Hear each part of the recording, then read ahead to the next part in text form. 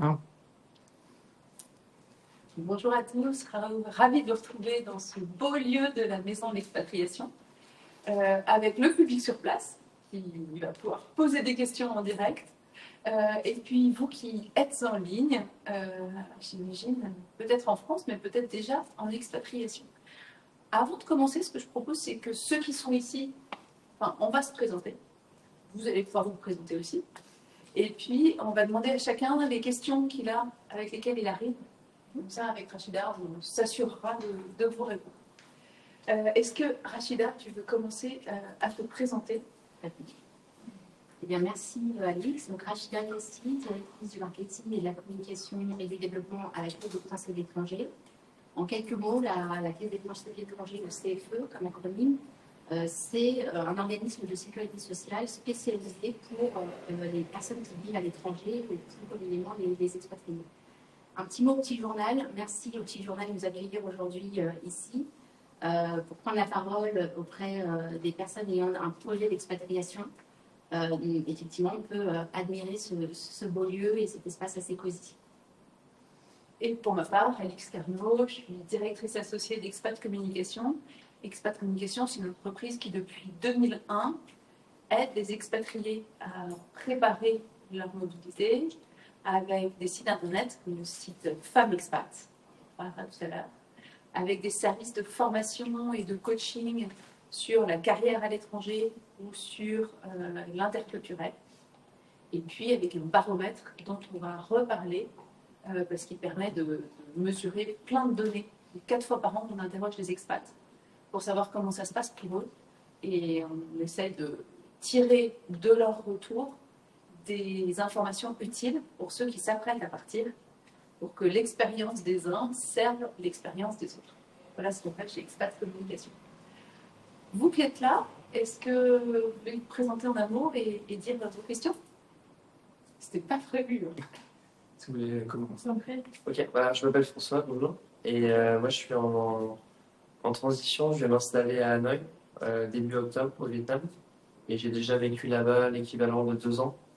Et là, je m'installe pour une durée indéfinie avec ma petite amie.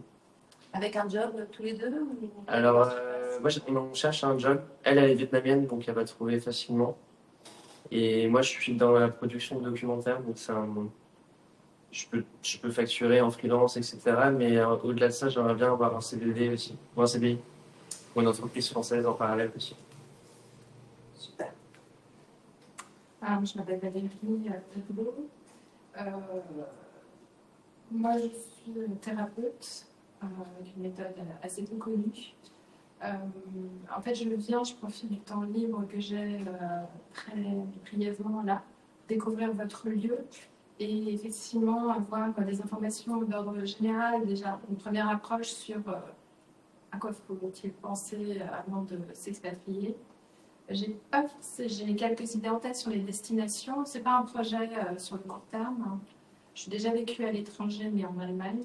Et là, ce serait peut-être pour aller au Québec. Donc voilà, je viens pour une première approche et découvrir vos prestations et ce qu'on peut en tirer. Informations intéressantes, se préparer. Donc une approche hyper précise et une approche hyper prospective. Il y a les deux extrêmes, là, c'est super. Et ceux qui sont en ligne, est-ce qu'il y en a qui nous répondent? On attend d'avoir. On va laisser le temps pour eux de s'exprimer, je pense, le temps qu'ils. Voilà, Voilà. tu nous préviens Voilà, tu préviens. quand tu as des infos. Alors le but, là, c'est donc la promesse de notre conférence, c'est les expatriés vous disent tout sur l'expatriation. Et ils peuvent, parce qu'on les a largement interrogés, avec le baromètre Expat Communication, en fait, ça fait 10 ans qu'on interroge les expats tous les trimestres. Le rythme a changé. En moyenne, c'est tous les trimestres. Et on leur pose une 50aine de questions chaque fois, dont leur niveau de morale, dont l'impact sur leur carrière, l'impact sur leur couple, sur les enfants, sur leur santé, sur leurs finances. On interroge même ceux qui sont de retour pour savoir, et quand on est rentré depuis 1 an, 5 ans, 10 ans, est-ce que c'est toujours une expérience, un bilan positif? Ou est-ce que c'était bien sur place, mais au retour c'est plus difficile? Enfin, voilà plein de questions qu'on leur pose, et la Caisse des Français de l'étranger est partenaire depuis la première version du baromètre. Donc ça fait une énorme compilation de données qu'on a. Et là, on va vous présenter des chiffres qui ont été présentés en exclusivité au Quai d'Orsay, au ministère des Affaires étrangères, en décembre dernier, et qui font le tour de l'expérience d'expatriation. Puisque l'année dernière, il y a eu 4 enquêtes. La première, c'était pourquoi partir en expatriation et comment on se prépare. La deuxième, c'était sur l'impact sur la carrière et l'organisation du travail. Ça sera François, et comment on trouve du travail à l'étranger.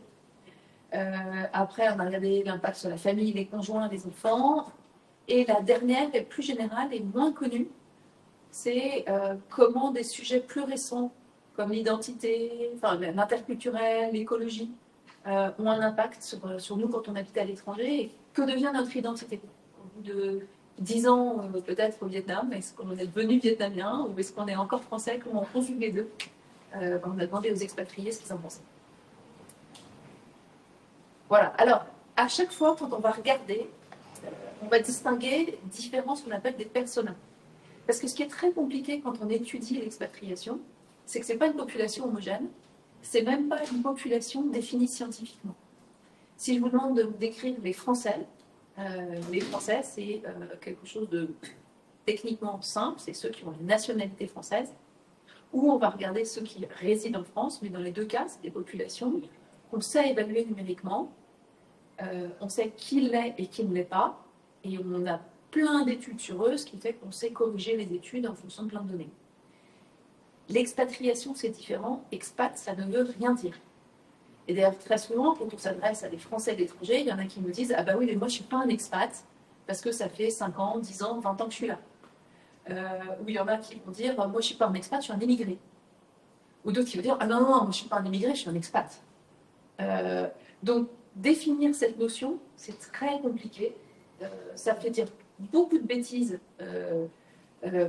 sur le plan statistique, et ça fait des populations qui, d'une enquête à l'autre, on ne trouve pas tellement les mêmes résultats, parce que dans une enquête, il y a plus des Français de l'étranger qui vont répondre, dans une autre, c'est des binationaux, dans une troisième enquête encore, c'est des expatriés d'entreprise, et ça donne des choses très différentes, parce que ce ne sont pas les mêmes populations. Donc, le gros apport du baromètre Expat-Communication, c'est comme ça fait 10 ans qu'on mesure ces données, et bien maintenant, on a une connaissance très précise de ces différents groupes d'expats qu'on appelle des personas et qui vont avoir des comportements très différents. Donc là, les personas qu'on a étudiés en 2023, c'est les expats envoyés par leur entreprise, les conjoints, ceux qui sont partis avec un job, on va appeler des contrats locaux, mais qui sont partis en sachant où ils allaient, des expats comme vous deux, on va appeler les aventuriers, c'est-à-dire on ne sait pas très bien pourquoi, mais on sait qu'on verra bien. On verra bien. Non, on sait pourquoi pas, mais on n'a pas encore de job. Donc il y a une part d'aventure, parce que le job, c'est un peu important dans l'expat.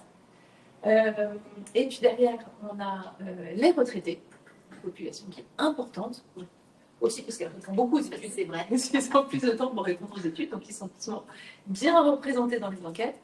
Et les derniers, c'est un mélange qu'on va petit à petit segmenter avec des humanitaires, les étudiants et les VIE.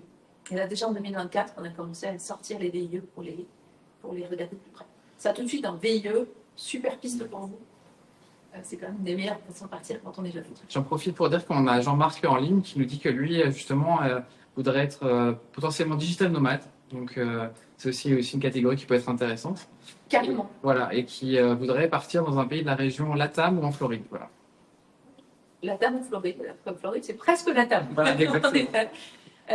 Digital nomade, on a hésité à créer un persona digital nomade, mais en fait, dans des gens comme Floride. C'est Jean-Marc. Jean-Marc. Des gens comme Jean-Marc, en fait, on en parle beaucoup, notamment dans les médias, c'est très à la mode. Le digital nomade, mais ça concerne encore très très peu de monde. Pas assez pour qu'on puisse vraiment faire des enquêtes d'envergure sur eux. Mais on a l'œil sur Jean-Marc. Exactement. Le persona à la mode. Super. Alors, qu'est-ce qu'on regarde avec ces différents personas et ces différentes enquêtes? La première chose, tous les trimestres, on regarde l'évolution du niveau de morale. Et là-dessus, il y a 2 choses qui vont nous intéresser, et vous voyez comme ça la façon dont ça fonctionne. C'est toujours l'évolution dans le temps et l'évolution par persona. Et à chaque fois, on a cette double lecture. Donc, dans le temps, qu'est-ce que raconte cette courbe? Elle raconte que le Covid a été hyper dur pour les expats, avec un niveau de morale qui est descendu dans des profondeurs abyssales. On a perdu plus de 10 points de niveau de morale. Forcément, vous vous souvenez, enfin, ceux qui étaient déjà expats, avec ces histoires de lockdown et d'expats qui n'ont pas vu leur famille pendant 2, parfois 3 ans, et donc et même aussi des moments de divorce entre les expats et leur pays d'accueil. Je pense à l'Australie, je pense au Canada, où comme il y avait des politiques très très dures pour interdire les déplacements hors du pays, les expats l'ont vachement mal vécu parce qu'ils avaient l'impression d'être trahis par leur pays d'accueil, notamment en Australie ou en Chine, qui leur disaient ben, non, vous n'avez plus le droit d'aller voir vos familles, vous êtes prisonniers ici. Et il y en a un certain nombre qui sont rentrés d'ailleurs après le Covid, tellement ça a été dur pour eux. Donc vous voyez ce niveau de morale très bas pendant le Covid, qui remonte depuis avec des petites oscillations, un grand pic de bonheur pendant l'été 2022, quand tout le monde est pu rentrer et retrouver sa famille, et là c'était l'euphorie. Et puis juste derrière, il y a eu le début de la guerre en Ukraine, il y a eu pas mal d'événements écologiques, climatiques, pardon, qui étaient inquiétants, et le moral des expats, c'est on va dire normalisé, et il fluctue beaucoup moins maintenant. Autre chose importante à savoir sur l'expatriation, c'est que donc, selon votre persona, mais aussi selon qui vous êtes, le niveau de morale n'est pas le même. Les plus heureux en expatriation, ce sont les retraités. Pub pour la retraite, c'est toujours, à toutes les enquêtes, ceux qui ont le niveau de morale le plus élevé. Ceux qui ont le niveau de morale le plus bas, c'est ceux qui ont les situations les plus précaires. Et ça recoupe plein d'études. Hein. Pour être heureux dans la vie, c'est pas une question forcément d'être riche ou d'être pauvre, c'est une question d'avoir le volant dans les mains. Ma situation dépend de moi, et ça me rend heureux. Ou alors j'ai l'impression que je suis prisonnier du destin, et dans ce cas-là, je me sens plus facilement malheureux. Les gens qui sont en contrat local, donc ont un niveau de morale très élevé, c'est contrat local, ça veut dire c'est moi qui l'ai trouvé, ça dépend de moi, je rentre le jour où je veux, donc je vais bien. Puisque sinon, si je ne vais pas bien, eh ben je rentre. À l'autre inverse, ceux qui vont le moins bien, c'est ceux qui sont partis sans job, parce qu'ils ont des situations financières très précaires et que c'est inquiétant, et des conjoints expatriés.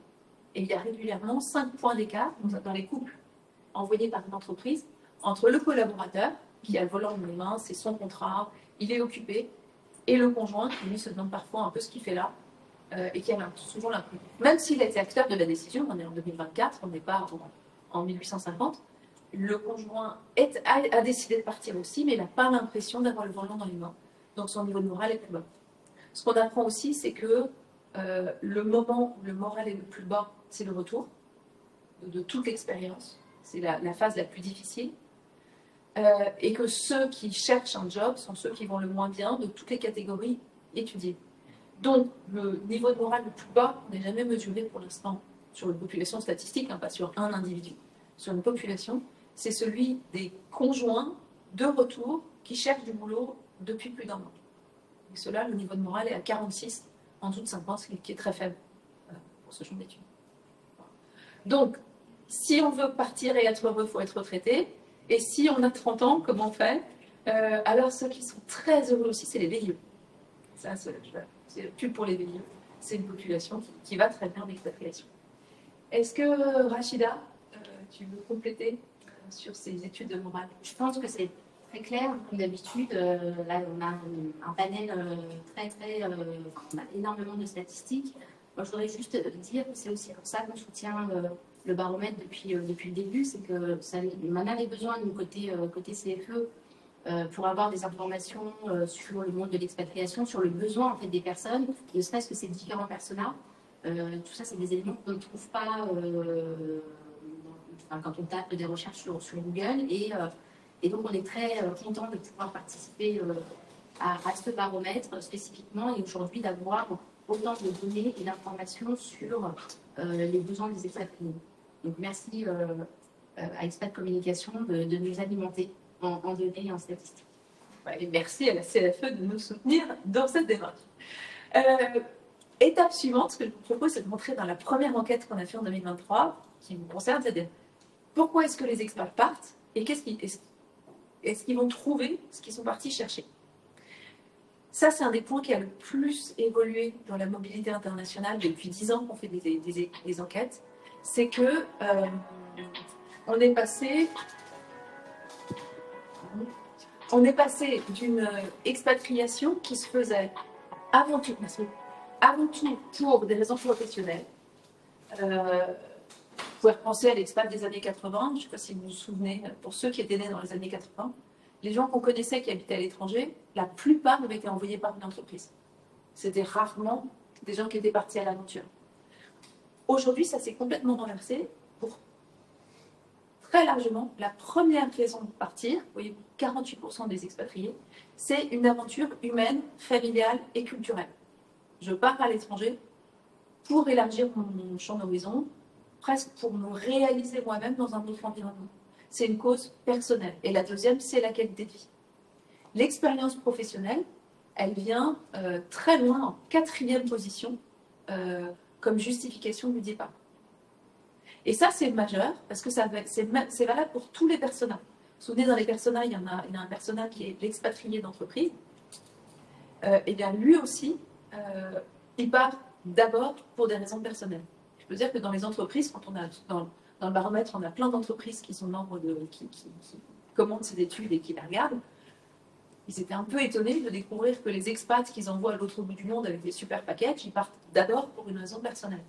Et finalement, ce qu'on voit après, c'est que et ça se voit dans vos expériences à vous, le travail est un moyen, un déclencheur. Souvent, je pars une fois que j'ai un job, mais je ne pars pas pour le job.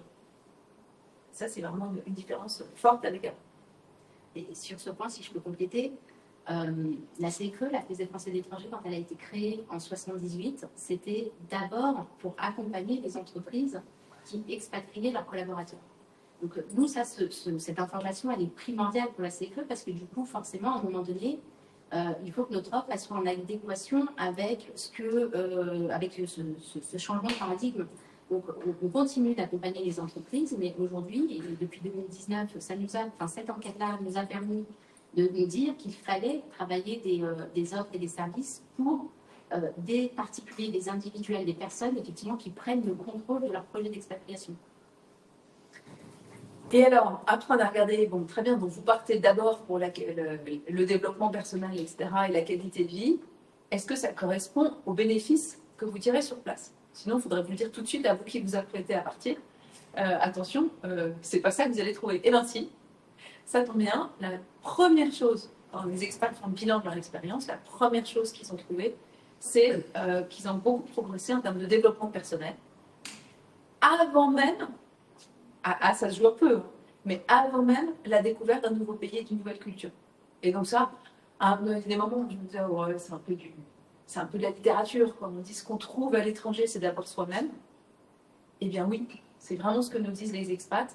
Le fait de partir à l'étranger, ça me permet avant tout d'être quelqu'un de plus ouvert, de plus curieux, de plus résilient.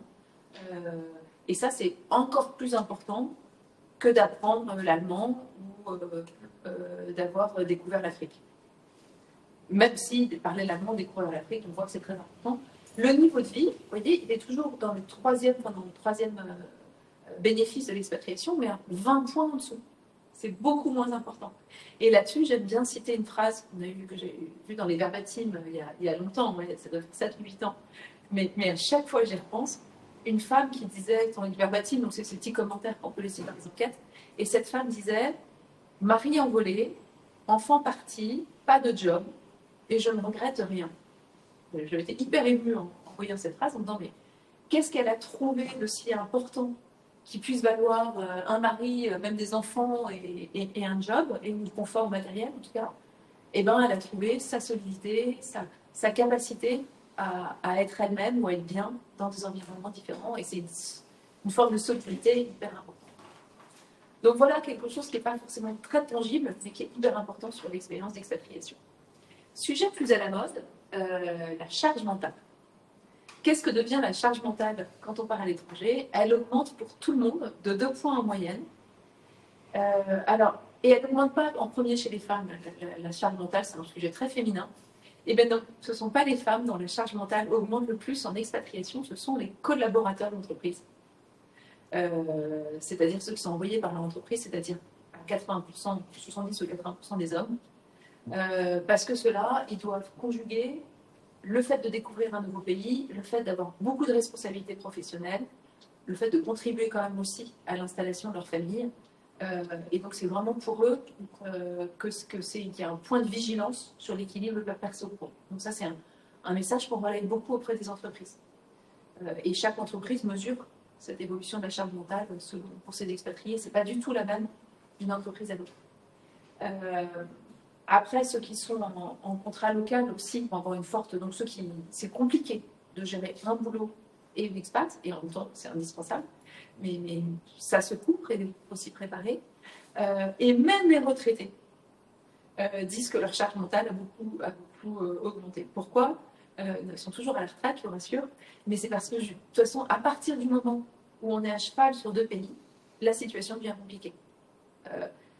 Et peut-être que Rachida, tu peux nous dire pour la santé, mais tout de suite, les formalités deviennent compliquées, les vacances deviennent compliquées. Oui, et puis il y a aussi le contexte réglementaire local à prendre en considération. Il y a le côté, je garde le lien avec la France, sur les questions de santé, mais également, surtout, quasiment, on passe d'un système franco-français, parfois un système qui est complètement différent, et donc il y a eu le Covid, et là on est post-Covid, où il y a pas mal de réglementations qui changent, et donc c'est difficile de suivre. Il y a des conditions d'obtention de visa, il y a des conditions d'obtention de résidence ou autres, qui peuvent être compliquées. Donc c'est pas uniquement la santé. La santé, ça a été une question que les personnes... c'est pas la première question qu'on se pose quand on part en expatriation, qu'on change de pays. On ne se dit pas quelle va être la couverture santé et est-ce qu'elle sera suffisante. Parce que déjà en France, on ne maîtrise pas notre système de protection sociale. On pense que tout est dû, tout est fluide. Et quand on arrive à l'étranger, en général, on pense que ça nous suit de manière complètement automatique. On va deviner qu'on est parti à l'étranger.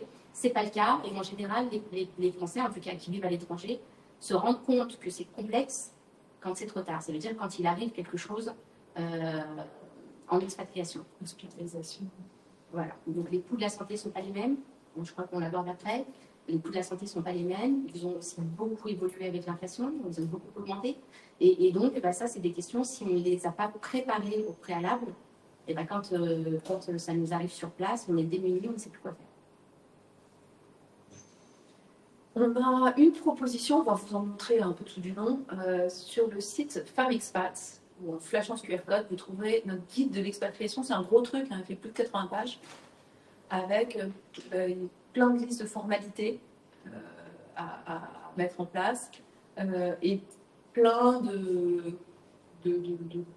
conseils hyper pratiques sur les meilleures façons de préparer son déménagement, d'envisager les formalités pratiques, de se faire un réseau sur place, d'annoncer son départ assez proche, comme tu comptais, et plein de ressources pour aller plus loin sur ces sujets. Ça, c'est un guide qui peut être super utile. Je m'appelle Pauline, j'ai 33 ans et je suis journaliste. Avec mon mari Gabriel, on a vécu en Thaïlande, au Sénégal, à l'île Maurice et au Maroc. Je m'appelle Pauline, j'ai 33 ans et je suis journaliste. Je m'appelle Pauline, j'ai 33 ans.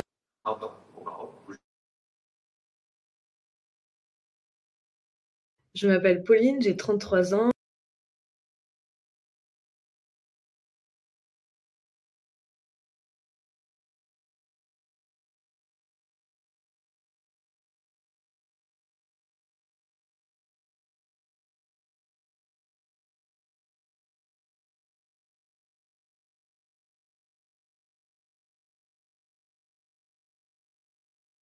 Je m'appelle Pauline, j'ai 33 ans et je suis journaliste. Avec mon mari Gabriel, on a vécu en Thaïlande, au Sénégal, à l'île Maurice et au Maroc, où nous vivons actuellement depuis 1 an.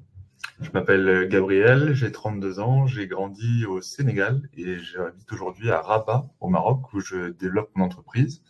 Je suis entrepreneur et on est spécialisé dans la gestion de flotte de véhicules en Afrique.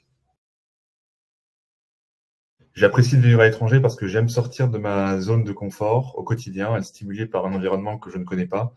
Et je suis allergique au mauvais temps et au froid, donc je ne me voyais pas rester en France. Le travail nous a ensuite amené à quitter Maurice pour le Maroc après 3 années fantastiques sur cette île. Et pour moi, le seul risque, ce serait de ne pas oser croire en ses rêves et du coup ne jamais se lancer. Et voilà. Donc, allez-y et osez. Moi, à mon avis, le risque le plus important, je dirais, c'est la distance avec la famille, les amis restés en France.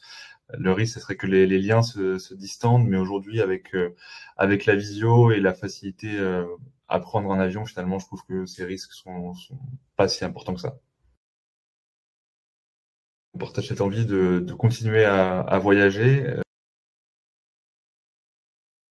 Pour l'instant, j'ai pas beaucoup réfléchi Donc un témoignage personnellement. super typique derrière les chiffres hein, de ces expats, comme vous voyez, eux c'est clairement des entrepreneurs de l'étranger, donc des gens qui pilotent leur mobilité en fonction de leur période de vie, de leur développement professionnel. Et vous avez vu, ça on va le revoir dans les secrets des expats, dans leur cas, l'écologie qui est une épine dans le talon, et clairement on évite d'y penser parce qu'en fait ils n'ont pas trop de solutions.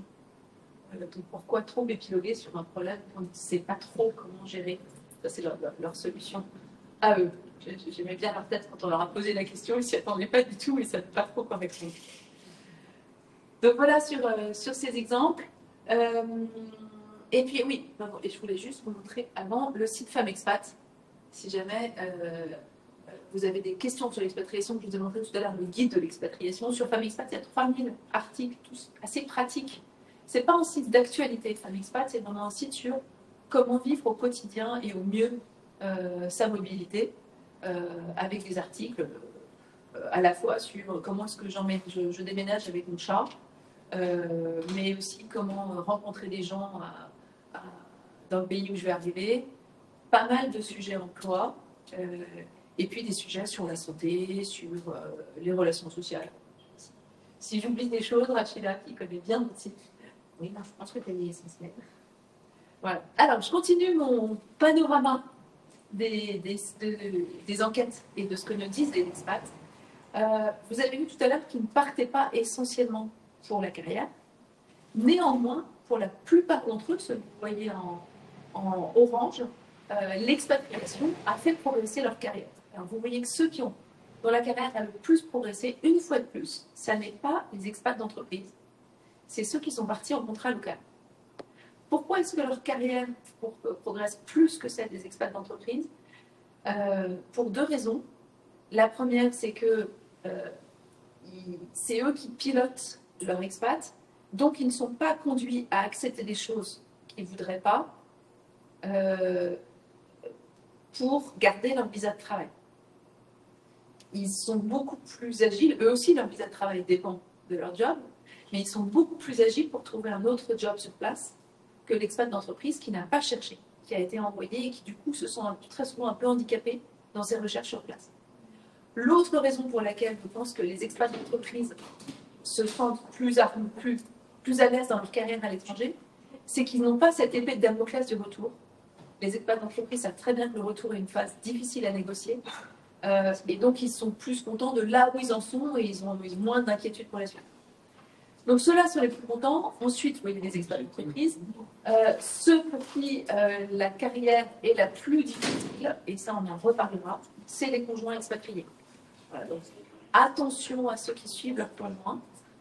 C'est pas forcément grave d'avoir un trou dans leur enquête, d'avoir une pause dans son CV à un moment parce qu'on a suivi son conjoint. Ce qui n'est pas possible, c'est de se sentir pris dans un piège, parce que c'est difficile de trouver du travail à l'étranger quand on a suivi son conjoint. En gros, la moitié des conjoints qui cherchent du boulot à l'étranger en trouvent, donc c'est pas beaucoup. Et plus de la moitié d'entre eux disent qu'ils ont baissé en niveau de rémunération et en périmètre de poste à l'étranger, donc ils ont trouvé un job mais moins bien que ceux qu'ils avaient avant. C'est pas forcément dramatique si on est prévenu avant. Voilà. Donc là, on fait beaucoup d'informations là-dessus. Le conjoint, c'est vraiment le maillon faible d'une mobilité.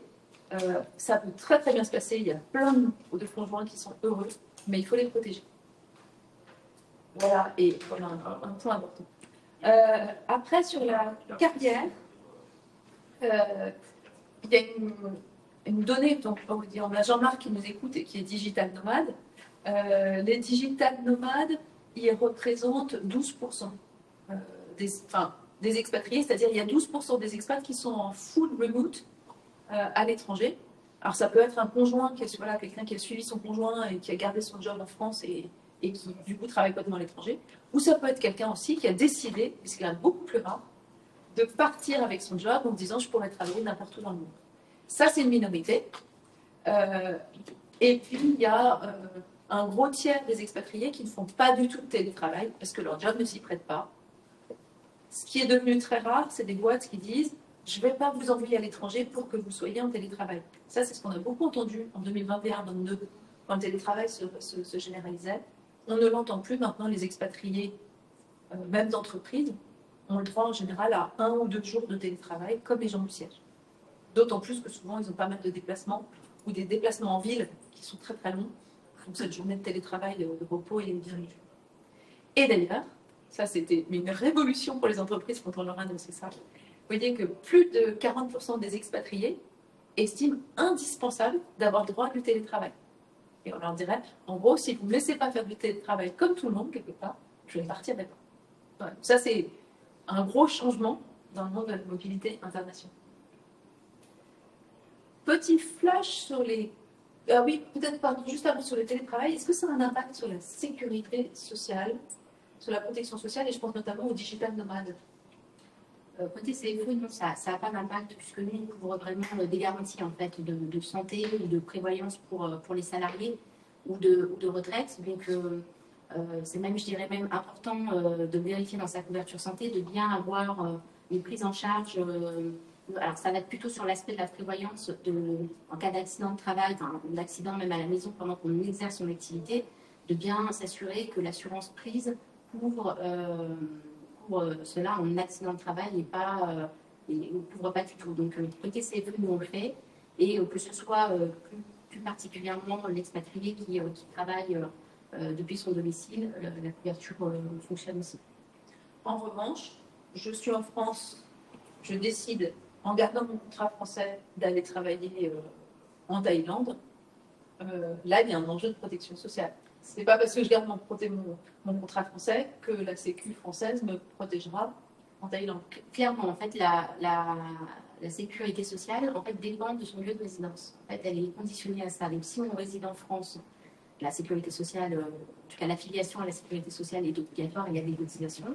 Par contre, quand on va à l'étranger, alors, sauf quelques cas bien précis, je pense notamment détacher sécurité sociale, mais ça, c'est une typologie spécifique de contrat de travail. Par contre, toute personne qui va vivre à l'étranger n'a pas la continuité de la sécurité sociale aussi à l'étranger. Par contre, il y a la possibilité de s'assurer à titre volontaire à la CFE pour avoir cette continuité. Okay. Et donc voilà, ça c'est un point spécifique d'attention pour les digital nomades qui sont souvent moins bien protégés que les autres. Petit zoom sur les conjoint avec ce joli dessin d'une dessinatrice qui s'appelle Coucou Pauline, qui est assez typique. Je disais que les conjoints ils étaient tout à fait moteurs dans la décision de départ. Non, non, chérie, ça va être trop bien, et puis c'était formidable de m'emmener là. Et puis, ce sont les maillons faibles de l'expatriation. Les chiffres sont quand même assez forts. C'est pour ça que je me permets d'insister sur le fait, attention, de bien accompagner les conjoints. 33% ne trouvent pas leur place à l'étranger. C'est-à-dire qu'ils ont l'impression de ne pas être utiles, que leur place est fermée dans le pays d'où là où ils viennent, mais qu'ils n'ont pas recréé quelque chose ailleurs. Et ça, c'est un sentiment, c'est peut-être le sentiment le plus cruel de l'expat, hein, tous ceux qui sont partis à l'étranger, quand on se dit, bon, bah, chez moi, je ne suis plus du tout indispensable. C'est la jungle s'est refermée sur mes traces. Mais là où je suis, je ne suis pas du tout indispensable non plus. Donc, en fait, à où est-ce que j'appartiens? À nulle part, et ça peut donner un sentiment de déracinement relativement violent. Bon, les conjoints sont plus susceptibles que d'autres de passer par ces phases-là. Je sais qu'il y en a moins de la moitié qui voient leur carrière progresser, et leur niveau de morale est inférieur de 5 à 7 points à celui des expats. Vigilance sur cette population-là. Comment est-ce qu'on est vigilant? Parce que si vous partez en étant accompagné par votre conjoint, je vous propose de ne pas lui dire, rentrer le soir en lui disant alors comment s'est passée ta journée, parce que quelqu'un qui ne sait pas très bien ce qu'il va faire de sa journée, c'est une question gentille, hein, ça se voulait sympa, et ça se termine souvent en scène de ménage. Et après ça donne ah oui mais tu n'es jamais content. Et voilà, et ça peut briller assez vite. Une bonne façon d'accompagner le conjoint expatrié, c'est de lui dire comment est-ce que tu te sens, comment est-ce que ça avance, et de l'aider à célébrer toutes les petites victoires en se disant, on est dans une société où ce qu'on valorise le plus, c'est la réussite professionnelle. Où on a tendance à dire que les gens existent par leur statut professionnel.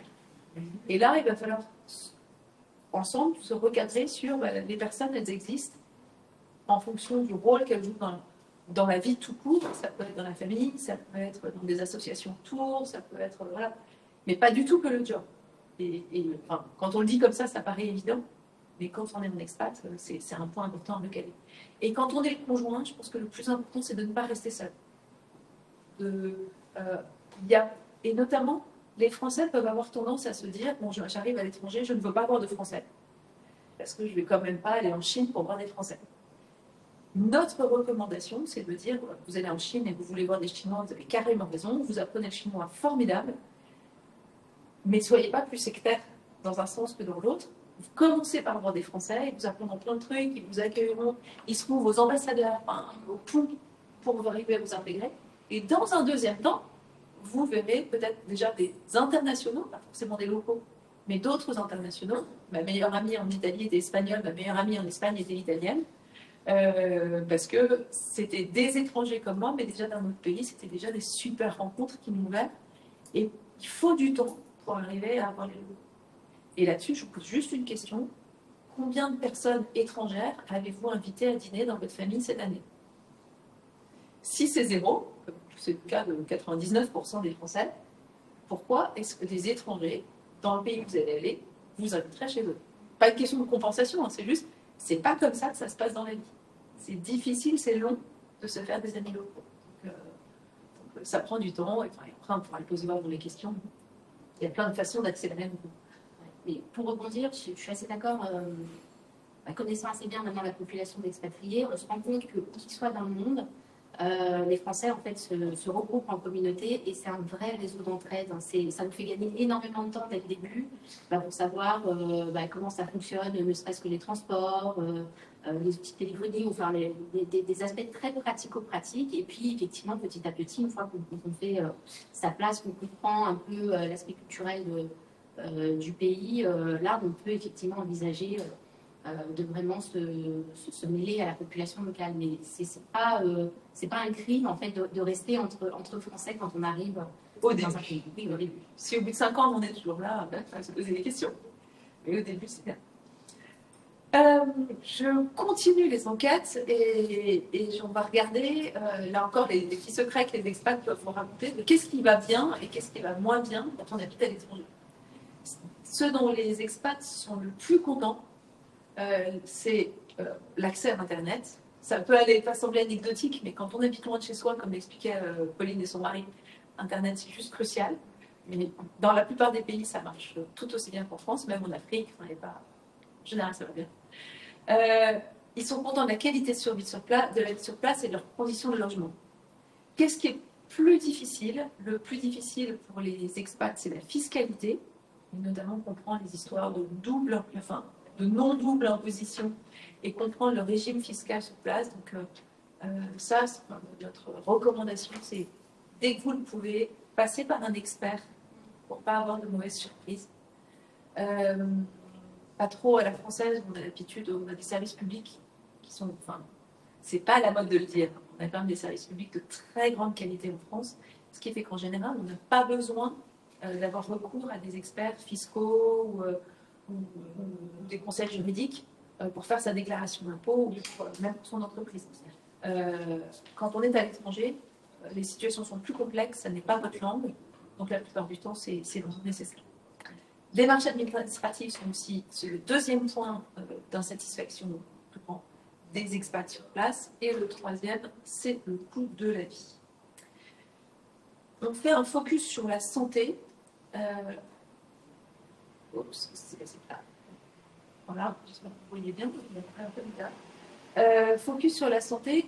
De quoi est-ce que les expats sont contents et de quoi est-ce qu'ils sont moins contents?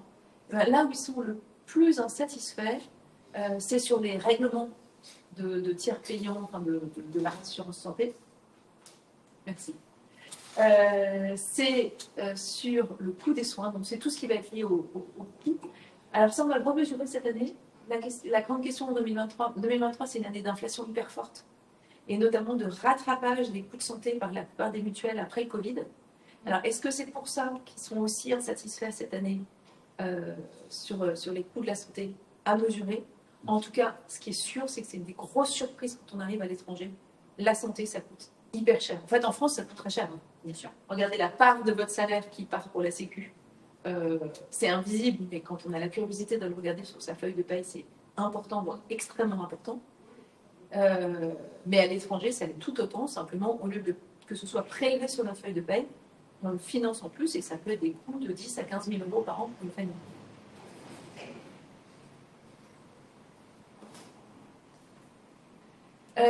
J'en profite pour vous présenter ce podcast, ce passage, à chaque fois je vous montre un peu des ressources.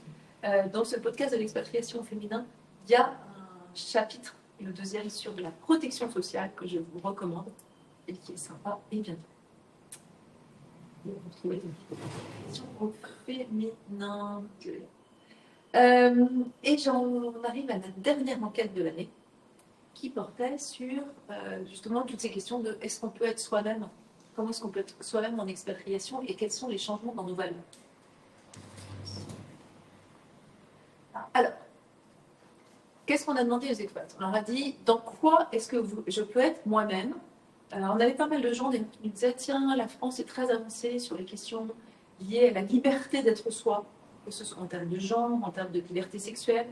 Il y a beaucoup de pays où ça n'est pas le cas. Est-ce que, pour ceux qui arrivent à l'étranger, ça va être un choc? Réponse des expats, non. Non, il n'y a pas, vous voyez, c'est les sujets sur lesquels ils ont le plus de facilité à être eux-mêmes à l'étranger. C'est ces questions de sexualité, de genre, de couple, pas de problème. Je nuance juste mon propos en disant, plus on est âgé, moins il y a de problèmes. Et plus on est jeune, plus ce sujet commence à apparaître. Donc, autrement dit, aujourd'hui, il n'y a pas de sujet autour des questions de genre, d'identité sexuelle, etc. quand on est en expat. Je ne suis pas sûre que mon propos sera le même dans 5 ans. Ça évolue. En revanche, ce qui est sûr, c'est qu'aujourd'hui, là où il est le plus difficile d'être soi-même, c'est dans les amitiés, c'est dans les relations avec l'argent et dans la relation avec la nourriture. La relation avec la nourriture, ça peut paraître tout à fait superficiel, mais tous ceux parmi vous qui ont déjà été expats savent que c'est le sujet de conversation numéro 1 des Français à l'étranger. Donc c'est un vrai sujet. La relation avec l'argent, elle est importante, elle est un peu liée à l'amitié. C'est-à-dire, quelle est la place de l'argent dans la relation entre les hommes, dans le pays où je vais. Les Français ont une relation avec l'argent quand même très particulière, jamais. Beaucoup moins que d'autres cultures. Et c'est un truc qui nous chiffonne après, quand on se retrouve à l'étranger, en disant, soit dans des pays avec des niveaux de vie largement inférieurs, en fait, je ne les intéresse que pour mon argent. Et là, la difficulté à nouer des relations sincères quand il y a des gros décalages financiers. Ou, de toute façon, ici, ils ne s'intéressent qu'à l'argent. Ou, par exemple, aux États-Unis. Et comment est-ce que j'ai une relation sincère si jamais moi, je n'ai pas l'habitude de parler d'argent et j'estime que ce n'est pas un sujet intéressant une fois que j'ai rempli mon assiette. Voilà des sujets, je ne sais pas si vous voulez commenter là-dessus. Les uns et les autres. Après, on a demandé aux expats si l'expatriation faisait évoluer leur système de valeurs. Est-ce que vous avez changé? Moi, je suis assez étonnée de voir qu'il n'y en a que un peu plus de la moitié qui disent oui. Vous vous souvenez, la première raison de partir, c'est me développer sur le plan culturel, etc., quelque part devenir un peu plus large que moi-même. Moi, personnellement, je suis étonnée de voir qu'il y a quand même un bon tiers des expats qui disent non, ça n'a pas du tout ébranlé mes valeurs. Et seulement 16% qui disent bah oui, j'ai été sérieusement chamboulée par l'expatriation. Et enfin, on parlait des questions climatiques. J'ai pas besoin de s'en mêler. Merci beaucoup. On voit tous bien le schéma. Et ça, je vous le disais, c'est quelque chose de très nouveau. La première fois, on a commencé, à parler d'écologie dans les enquêtes. Tout le monde se fichait un peu de nous. en disant, mais de toute façon, l'expatriation, c'est le contraire de l'écologie. On ne peut pas être écolo et expat, puisque de toute façon, qui dit expatriation, dit prendre l'avion. Quiconque s'est un tout petit peu penché sur la question sait qu'un billet d'avion, ça écrase 5 ans de aller au boulot à vélo, et peut-être 20 ans de tri sélectif. Donc la seule question de l'avion suffit pour dire qu'on ne peut pas être écolo et expatrié. Sauf que ça ne marche pas comme ça. C'est-à-dire, parfois on part à l'étranger parce qu'on n'a pas le choix pour garder son job, ou on part à l'étranger parce que c'est hyper important à ce moment-là de ma vie, ou peut-être qu'en partant à l'étranger, je vais prendre moins souvent l'avion parce que ma petite amie est aux États-Unis, ou parce que mon job est à cheval sur 2 pays, et finalement le meilleur compromis, c'est de m'installer à l'étranger. Mais ce qu'on voit, c'est que cette question de l'écologie est hyper importante pour moi. Elle était anecdotique il y a 10 ans. Aujourd'hui, on a quand même 8% des expats qui nous disent je milite pour le climat. On a de plus en plus souvent des expats qui nous contactent pour nous dire je fais une crise. C'est un terme nouveau, mais qui est très. J'habite à Dubaï et je fais une vraie crise d'éco-anxiété. Et nous, on a vu des expats rentrer où en fait on n'en peut plus d'avoir la clim à la fenêtre ouverte, de dîner en terrasse avec la clim, et donc on rentre parce qu'on ne supporte plus. Bon, c'est quelque chose qui est clairement en train de monter. Je ne suis pas devant, je ne peux pas vous dire à quel point ça va être un sujet prégnant, mais on voit aussi des expats qui limitent les allers-retours annuels, qui ne rentrent plus pour Noël, ou qui rentrent que l'été, ou que tous les 2 ans, ou qui font un des 2 trajets en bateau, ou qui rentrent en Europe en avion. Voilà, des comportements. Mais c'était exotique de rentrer de Pologne ou de rentrer d'Espagne en avion autrefois. Maintenant, c'est quelque chose qui devient relativement, pas courant, mais que chacun a vu. Parce que maintenant, tous les expats ont des copains qui ont fait ça. Alors qu'avant, ça n'était pas du tout le cas. Est-ce que ça peut provoquer aussi des questions de santé? Parce que j'imagine des pays plus pollués, où il y a plus de difficultés aussi. Ça peut créer aussi des maladies différentes. Il y a des pays, voilà, on a des problèmes de l'eau, on a des problèmes de pollution de l'air.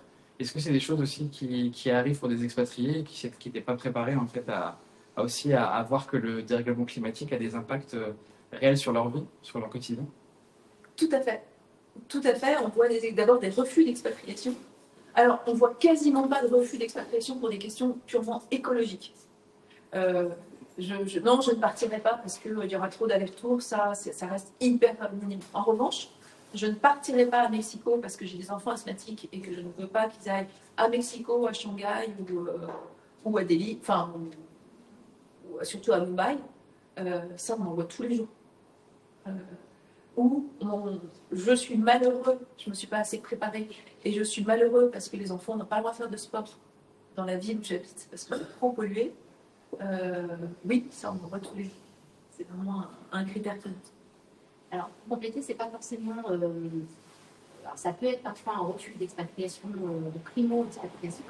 Mais c'est beaucoup de personnes qui vont dans ce pays-là, qui font un petit temps, et qui disent non, c'est vraiment pas pour moi, et qui trouvent un pays justement en adéquation avec leurs valeurs et des pays moins pollués, bon, avec une qualité de vie plutôt saine. Et pour finir sur ces questions d'écologie, vous voyez que c'est vraiment. On a rarement des graphes aussi clairs. C'est vraiment une question de génération. Est-ce que c'est une préoccupation importante pour moi? Alors déjà, ça monte tous les ans parce qu'il y a 3 ans, on était plus, pour les plus de 60 ans, on était plus aux alentours de 20% que de 50 aujourd'hui, de 60 aujourd'hui. En revanche, vous voyez vraiment, plus on est jeune, plus on est concerné, plus on est âgé, moins on l'est pour l'instant. Même chez les plus âgés, ça monte. Donc voilà, donc ce sujet qui était anecdotique de l'écologie en expatriation, il devient vraiment important.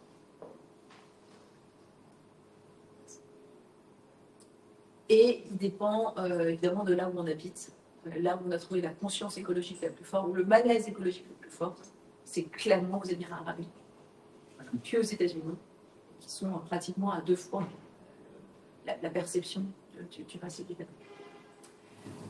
Petit focus pour finir sur les enfants. Il paraît qu'on a un spécialiste de l'éducation avec Damien. On a demandé aux expats plusieurs choses. Alors, on a demandé d'abord, parce que ça c'est une vieille légende urbaine, on voulait voir si c'était vrai ou pas, quel est le meilleur âge pour s'expatrier. Et vous voyez très clairement, plus on est jeune, plus c'est simple. la moitié des expats me disent de 0 à 6 ans. Après, il y en a un tiers qui disent de 6 à 12, ils en profitent plus. Et puis, au-delà de 12 ans, on voit que c'est compliqué. Voilà. Donc, ça se fait, l'expatriation avec des ados.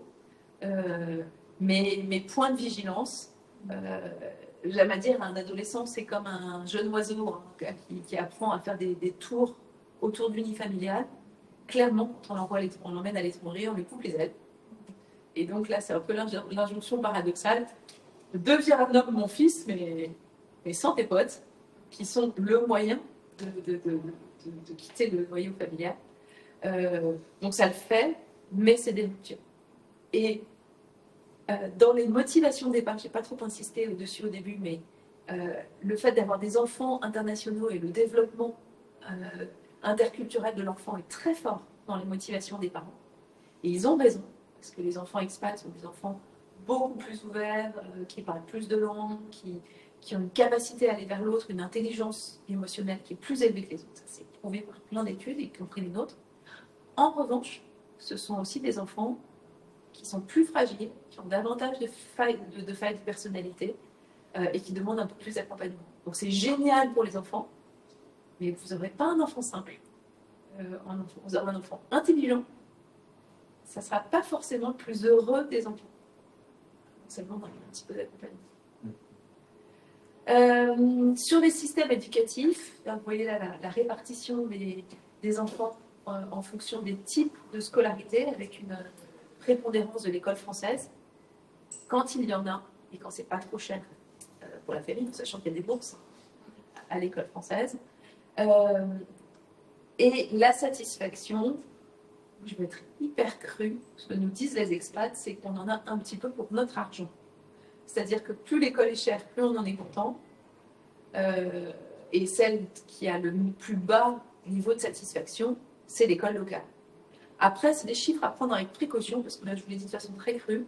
C'est aussi à l'école internationale qu'on a le plus de parents mécontents. Parce que justement, comme ça m'a coûté très cher, et ben je veux que ce soit bon. Je suis extrêmement exigeant. Et puis, il y a aussi toutes sortes d'écarts selon les écoles et selon les attentes de la famille et selon les compléments de scolarité qu'on a mis en place. Ça, c'est une étude qu'on fait cette année pour voir quel est le pourcentage de familles qui ont mis en place des compléments de scolarité parce qu'ils ont mis leurs enfants à l'école locale, par exemple, ils veulent en savoir plus sur le français. Je vous montre juste ce graphe qui montre que l'expatriation, c'est compliqué. On disait que la charge mentale augmente. C'est aussi un lieu où on fait plein de grandes déclarations avant de partir, et puis après, on transige comme on peut avec la réalité locale. Vous voyez que 82% des expats disent le fait que mes enfants parlent bien la langue de mon pays et soient élevés dans ma culture, c'est très important pour moi. Donc, on pourrait s'attendre à ce qu'ils mettent en place plein de compléments pour que les enfants acquièrent cette culture. Et bien, vous voyez qu'il y en a 42% qui disent, quand on leur dit « Qu'est-ce que vous faites pour qu'ils pratiquent cette culture ?» 42% disent, ou 50% non, c'est l'école, c'est la fameuse école française. Et les autres, qu'est-ce qu'ils font? Eh bien, la plupart, rien. C'est-à-dire, je compte sur les vacances pendant l'été en famille pour qu'ils apprennent la langue et la culture. Et je suis sûre qu'au départ, quand leur enfant est né ou sont partis à l'étranger, ils se sont dit « Ah ben, on va leur donner en plus des cours, on va faire plein de trucs. » Et puis après, on est rattrapé par le rythme de la vie, par le coût, par le fait de notre disponibilité, qui fait qu'en fait, c'est compliqué de mettre tous ces compléments.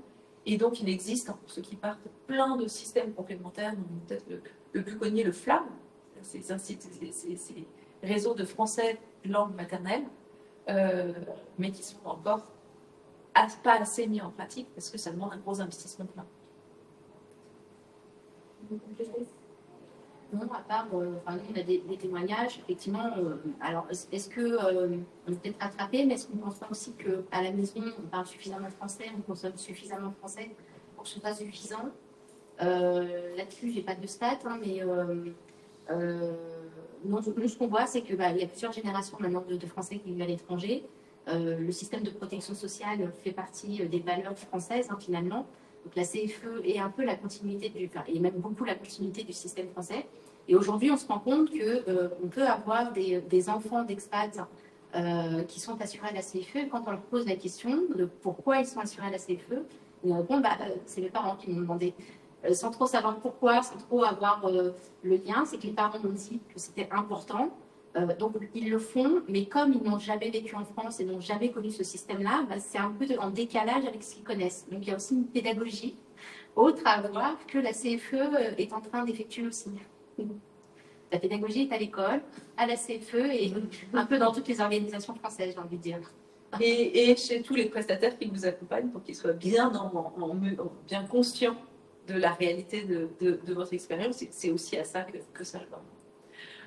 Voilà ce qu'on avait prévu avec Rachida de vous partager. Est-ce que vous avez des questions? J'ai une question concernant les habitudes des Français à l'étranger, concernant justement les soins médicaux, les soins très largement médicaux. Quelles sont leurs habitudes en fait? Je pensais notamment, plus particulièrement le plus linguistement, aux psychologues en fait. Quand on a besoin d'un psychologue, que font les Français à l'étranger en fait? Quelles sont leurs habitudes? Ça m'intéresserait de savoir de manière générale si ils ont recours à... Parce que je connais pas mal de Français à l'étranger qui ont gardé contact avec la France et qui viennent une fois par an pour les soins médicaux. Donc ils gardent ce lien par la santé, avec la santé, ils gardent le lien avec la France. Donc ça m'intéresserait de savoir si vous avez fait des enquêtes de ce côté-là, qu'est-ce qui... Alors, on a toujours une partie sur nos enquêtes, une partie qui touche à la santé. D'un point de vue plutôt ce qui se passe à la CFE, nous, on observe qu'à peu près 50% de nos remboursements concernent des soins en France. Et on sait que, alors en fonction des personnages, mais en moyenne, un Français rentre 1 à 2 fois par an en France et en profite également pour se faire soigner. Donc, la CFE a développé des offres justement pour développer ce côté-là parce que ce qu'on a tendance à oublier, c'est qu'il peut y avoir la barrière de la langue à l'étranger. C'est ça. On ne trouve pas forcément des professionnels et donc sur la partie psychologie, c'est le cas, il y a besoin de s'exprimer dans une langue avec laquelle on est à l'aise. Et si on fait le parallèle aussi avec ce qu'on a dit précédemment et le Covid, c'est de plus en plus une question que se posent les Français. C'est s'il m'arrive quelque chose, est-ce que, si j'ai besoin d'un suivi psychologique, est-ce que je suis en capacité de le faire dans ma langue ou est-ce que je serai remboursée en le faisant auprès d'un professionnel français. Donc, côté CFE, nous, on rembourse donc, des soins en France, des soins à l'étranger, il n'y a pas de sujet. On a la possibilité d'utiliser aussi la téléconsultation, c'est remboursé au même titre qu'une consultation normale. Et on sait qu'il y a aussi beaucoup de professionnels qui développent des services autour de la psychologie en langue française, pour justement la communauté de Français. Mais là, j'ai envie de dire qu'il n'y a pas de... Il n'y a pas de vrai, il n'y a pas de, comment dire, de réponse absolue. Ça va vraiment dépendre du pays dans lequel on est, de la pathologie, de la fréquence. Voilà. Et donc là, en soi, en tout cas, la CFE couvre selon les mêmes principes que la sécurité sociale. Donc parfois, il faut aller chercher aussi une complémentaire ou en tout cas une assurance privée pour pouvoir combler le reste à charge. Et ce qu'on voit avec le baromètre, c'est que le recours à la téléconsultation n'augmente pas avec l'expatriation, ce qui est assez contre-intuitif. Il reste stable. On fait autant de téléconsultations en expat que j'en faisais avant de partir en France. Et le niveau est assez bas. Et après, donc, ça va vraiment dépendre du micro-local. Est-ce que sur place, il y a un psychologue français dans la communauté ou pas? Est-ce qu'il est considéré comme compétent ou pas? Et je vous pose la question parce que moi j'accueille des personnes, il se trouve que j'accueille des personnes qui sont expatriées, l'une au Portugal, une autre, expatriée l'île de la Réunion, mais j'ai eu Québec en fait. Et donc il y a quand même une recherche, le distanciel c'est banalisé quand même un petit peu. Après, certainement plus pour ce type de... Nous on fait du coaching en ligne. Aucune résistance des experts, au contraire, pour cela semble absolument naturel de faire le coaching en ligne. Certainement plus que d'autres sont spécialisés. Et après, donc, pour les psychologues, bien sûr, certainement plus que pour les psychologues médicales. Et il y a des gros acteurs de la santé mentale en ligne qui sont beaucoup développés ces dernières années. Est-ce que vous avez d'autres questions? Moi, j'ai une question. Le conjoint suiveur, en fait, on en parle beaucoup. Est-ce qu'aujourd'hui, il y a toujours beaucoup de freins, en fait, à ce conjoint suiveur à se retrouver une nouvelle carrière, à se réinventer, à vraiment... Parce qu'il y a beaucoup d'obstacles encore qui subsistent. Oui, et ils sont d'autant plus mal vécus qu'on a l'impression, plus le temps passe, plus on a l'impression que l'expatriation, c'est quelque chose de normal. Vivre en couple, c'est normal. Habiter et travailler, c'est évident. Donc, il y a une espèce de tissot logique que puisque tout ça, c'est normal, il est donc normal de trouver du boulot en étant un conjoint expatrié dans un autre pays. Et bien non, c'est pas parce que les trois sont normaux que les trois ensemble, ça va fonctionner. Et donc, c'est, je pense, un petit peu plus facile qu'il y a 10 ans. Mais les difficultés sont encore plus mal vécues parce qu'elles sont encore moins anticipées. On a l'impression, enfin déjà, moi j'ai l'impression d'avoir le niveau, de me retrouver dans le mode de vie de mes parents. Les jeunes femmes qui partent aujourd'hui, elles ont l'impression d'être dans le mode de vie de leurs grands-parents, donc c'est assez insupportable. Le télétravail facilite les choses. On a quand même de plus en plus, vous avez vu, 12% des expats qui disent moi je suis en full télétravail, donc j'ai continué avec mon job d'avant, mais c'est que 12%. Moi je pensais que ça serait beaucoup plus. C'est quand même finalement assez lent. Et en plus, alors on ne peut pas tout avoir dans la vie. C'est la grande leçon du couple expatrié. C'est que avoir les deux qui travaillent en habitant à l'étranger et en restant habités tous les deux dans le même pays, Sans charge mentale. sans charge mentale et en ayant du temps pour les enfants, ça n'existe pas. Et donc ce qu'on apprend en expat, c'est un truc auquel on a vachement de mal qu'on a du mal à accepter dans notre société d'aujourd'hui, qui est à dire j'aurai pas tout en même temps. Et peut-être que là, j'aurai un job qui ne va pas du tout me plaire pendant l'expat, parce que c'est un petit job, c'est pas à la hauteur de mes capacités, etc. Mais au moins, je suis à la sortie de l'école, parce que l'école française, c'est sympa, mais on n'a pas la grand-mère. On n'a pas... Peut-être qu'au début, on ne voudra pas laisser les enfants et une nounou qui parlent que la langue locale. Donc, il faudra que je sois sortie à 3 heures de la sortie de l'école. Et les vacances scolaires, c'est toutes les 6 semaines, pendant 15 jours. Donc, comment je trouve un job qui me permettent de vivre ça dans un pays qui n'est pas le mien, où je n'ai pas tout le soutien, le réseau de soutien, notamment avec les grands-parents. Donc, voilà, on voit beaucoup. Moi, je sais que ce qui m'aurait aidé quand j'étais en train de débattre de ces questions-là, c'est qu'on dise la vie est longue, et peut-être qu'aujourd'hui, tu n'as pas la carrière que tu veux, mais en tout cas, ça se rattrape, et tu l'auras plus tard. Et plus tard, tu n'auras pas les enfants. Donc, c'est peut-être pas dramatique, quoi. En revanche, ce qui est difficile à admettre, c'est que dans le couple expatrié, il y a une spécialisation des bons. Il y en a un qui bosse comme une mule, parce qu'il a beaucoup de responsabilités et des enjeux, tout ce travail culturel d'adaptation à faire. On a vu l'adaptation de sa charge mentale. Et donc l'autre, c'est très compliqué si les deux ont un job. Parce que dans ce cas-là, on ne peut pas être deux mules à la maison avec pas de temps pour les enfants. Ou sinon, ça donne des gens qui nous appellent catastrophés en nous disant les enfants vont super mal. Et c'est difficile d'aller faire le sacrifice. On a une question dans le chat aussi, justement sur l'importance de bien s'intégrer avec la communauté française en fait une fois sur place, la communauté francophone en général. Est-ce qu'il y a des liens, des réseaux autres que Facebook avant le départ qui seraient intéressants de consulter justement pour des questions de recherche de logement, de travail ou autre, ou juste des bonnes pratiques une fois qu'on est dans un nouveau pays? Le premier, c'est la FIAC, le formidable réseau. C'est tous les Miami accueil, pour Jean-Marc, Hanoï accueil, Toronto accueil. La plupart des grandes villes, il y en a 148, je crois maintenant dans le monde, des accueils FIAC. Donc, ils s'appellent en général le nom de la ville et accueil avant ou après. Et là, c'est une bonne façon de rencontrer les gens. Ne loupez pas les cafés de rentrée de ces associations à la rentrée, parce que c'est là vraiment que ça démarre et c'est super utile. Après, il y a un truc qui est magique à l'étranger, c'est la solidarité entre Français. Et il se passe des trucs. Enfin, en fait, quand on rentre, les gens nous prennent un peu pour des débiles, parce que moi, ça me semble normal d'écrire à quelqu'un sur LinkedIn en disant bonjour, vous êtes Français, j'arrive à Rome dans 3 mois, est-ce que vous pouvez répondre à mes questions? Et les gens répondent. Parce que à l'étranger, on est solidaire. Et ça va de soi, c'est presque une question de survie. Et du coup, au retour, ça donne des trucs complètement ridicules. Bonjour, vous êtes français, donc vous allez m'aider. Maintenant, ici, tout le monde est français, donc débrouillez-vous. Il n'y a pas de solidarité au retour, et ça fait partie des difficultés des motos. Mais donc, n'hésitez pas à consulter et à contacter les gens directement, parce que je suis bien d'accord, Facebook, ça ne suffit pas. C'est bien en première attache, en fait. On peut poser ce type de questions sur les groupes Facebook. En général, la communauté répond. Et après, LP, Voilà. et LP sur Teams ou en visuel Mais ne partez pas sans avoir vu 2 ou 3 personnes du pays au téléphone ou sur Teams pendant un bon moment. Est-ce que c'est important aussi au niveau professionnel, selon toi, de créer ce réseau-là, justement, pour trouver du travail?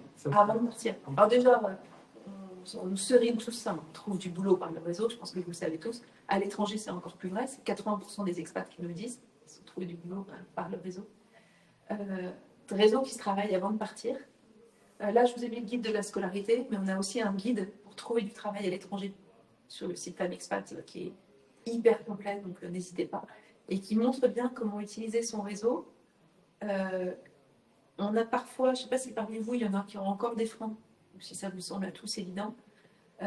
Peut-être que juste une clé, c'est de dire il faut faire du réseau qui fait envie.